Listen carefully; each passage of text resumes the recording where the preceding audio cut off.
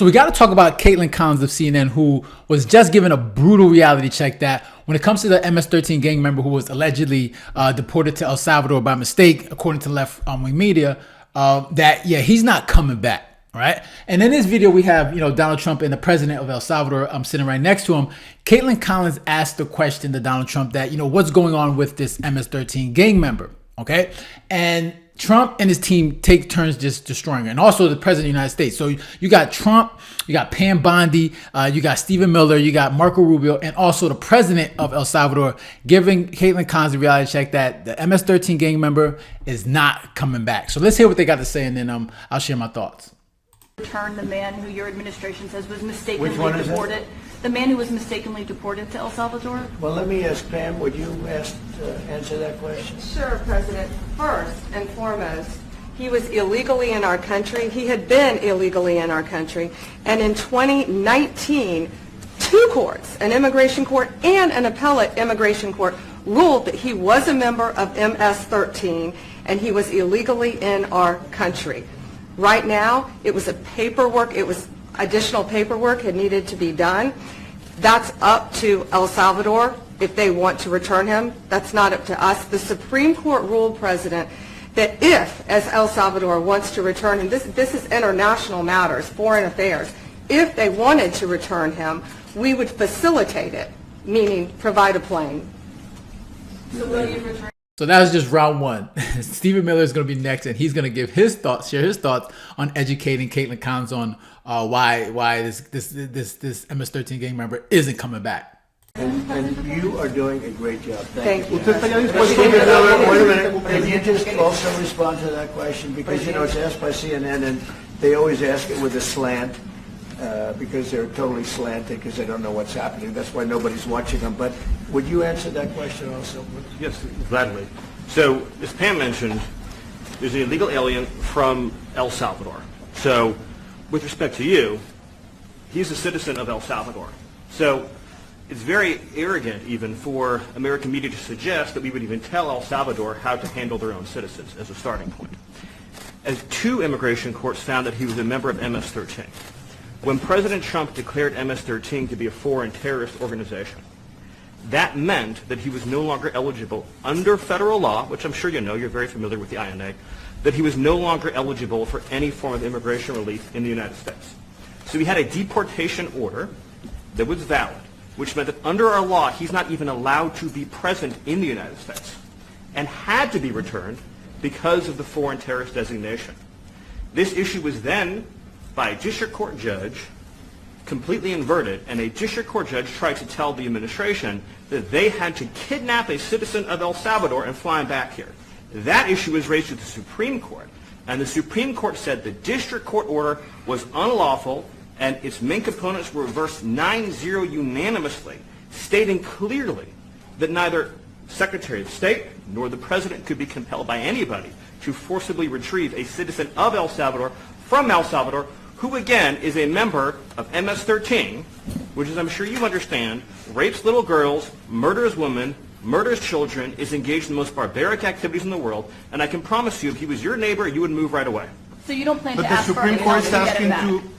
to... And that- what was the ruling in the Supreme Court, Steve? Was it 9-0? Yes, it was a 9-0 In our favor. in our favor against the district court ruling, saying that no district court has the power to compel the foreign policy function of the United States. As Pam said, the ruling solely stated that if this individual, at El Salvador's sole discretion, was sent back to our country, that we could deport him a second time. Well, No version of this legally ends up with him ever living here because he is a citizen of El Salvador. That is the president of El Salvador. Your questions about it, per the court, can only be directed to him.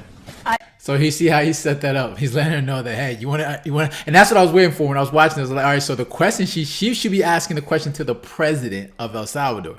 And when she gets her, like, once she asks that question, the president of El Salvador is going to give her a reality check that, yeah, I mean, like, get used to it. He's not coming back. So let's hear what the president has to say.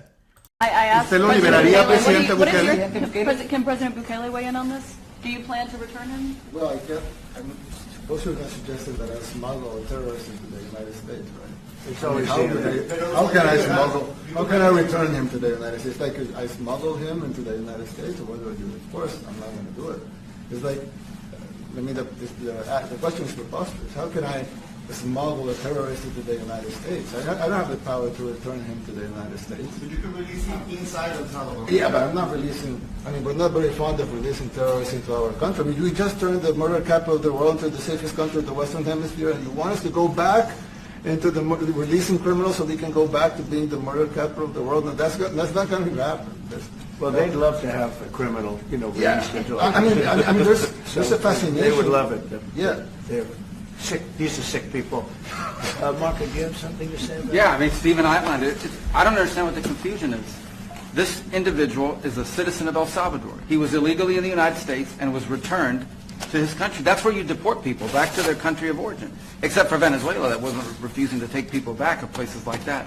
I can tell you this, Mr. President. No, the foreign policy of the United States is conducted by the President of the United States, not by a court. And no court in the United States has a right to conduct the foreign policy of the United States. It's that simple. End of story. And there you have it. And if people on the left, if CNN, MSNBC, whoever, if they haven't gotten the message clear, you heard it from the president of El Salvador's mouth, right from his mouth. He's not coming back. He's not coming. And it's crazy. I don't understand why people on the left are so adamant of defending criminals. Like, it boggles my mind that they go so hard to defend criminals. And not even just criminals, but they're not even citizens of the country. They go so hard to defend these people, and I don't understand that. And you could just, and maybe it has something. If you just look at Democrat cities, right? Crime just runs rampant in many of the big cities in the blue states. So it's almost like they love crime. They love criminals. Okay. And I don't understand why they're going so hard for this member that they commit these serious crimes in a country that they're not even a citizen of, and the left goes so hard to defend it. Like, why do you care so much that this person, like, even if he gets brought back, he's gonna get he's gonna get deported right back to wherever else. If it's not El Salvador, he's gonna get sent right back to wherever country he's from. So it's just like, why do you care so much? Who cares? Why is this the issue that you're going so hard for? Okay, and then you see that. Like, you already understood. Like, once the president of El Salvador came here, they've already had the conversation of what they're gonna say and like how they're gonna go about answering this question. And they've already discussed, like, they know he's not coming back. What do you want Donald Trump to do? Like, demand that he release him? Like, that's not going to happen, right? That's not gonna happen. Okay, and of course, when you hear the courts when they say facilitate. I mean, that can mean anything, right? Like, if the president of El Salvador said, all right, we're going to release him, then of course, Trump and his team would have to facilitate a way to get there. But Trump can't just say, yeah, we're going in and getting a member and bringing it back. Yeah, that's not going to do that. You're not going to do that, right? He's not going to go into a foreign country and make those demands. So, like, CNN and the media, left-wing media, continue to just push this narrative that you need to find a way. They thought it was a win when they heard the court say, President, you need to facilitate a way, for the gang member to come back to the United States. They thought it was a win, when in reality it was just like, okay, sure. Like, what does that mean? Like, what does facilitate mean? Like, first of all, the president of El Salvador has to release him give us an opportunity to release him so that we can pick him up. But clearly that's not going to be the case. And you heard it from the president right there. Yeah, it's not going to happen. So, hopefully they could, give up on this whole story about what's happening next, or are we finding ways to bring him back? Because it's not going to happen, right? You heard it from the president's mouth. It's not happening. He's not going to just release him into United States. So hopefully this story will die down, and then they'll move on to the next story. So those are my thoughts. Interested to hear your thoughts. Make sure to leave a comment down below, hit the like button, share. And if you haven't done so, then make sure to subscribe. Right, so guys, take care. Have a good one. Later.